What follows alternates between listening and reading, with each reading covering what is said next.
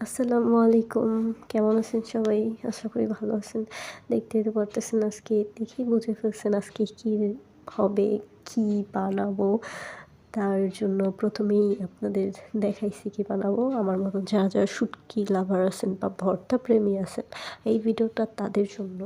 So আজকে আমার ঠান্ডা লাগছে যার জন্য ভয়েসটাও ভালো না। তাই কিছু খেতেও ভালো লাগতেছে না। তার জন্য ভাবলাম যে একটু ভর্তা করি, ঝাল, ঝাল কিছু হলে হয়তো ভালো লাগবে, মুখে রুচি আসবে। আর রোজার দিনে বিশেষ করে কোনো কিছু খাইতেও ভালো লাগে না। মুখে কেমন যেন অরুচি ধরে যায়। তার জন্য আরকি আমি মানে ভর্তা বানাচ্ছি। এখন ভর্তাগুলো বেটে নিব। আসলে আমার ট্রাইপডটা ওইখানে ছিল না বা ভিডিও করার কেউ ছিল না, যার জন্য একটু উপর থেকেই হইছে। কিছু মনে করবেন না। তো এখন আমি লবণ দিয়ে নিচ্ছি পরিমাণ মতন। লবণ দিয়ে বাটাবাটি করে নিলে হয়ে যাবে ভর্তা, মজার, মজার ভর্তা। অনেকে হয়তো গন্ধ ভালো লাগে না শুটকির, তো আপনারা অন্য ভর্তাও খেতে পারবেন।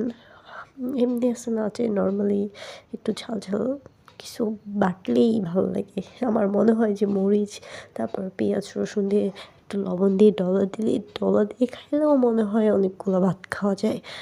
ধন্যবাদ সবাইকে।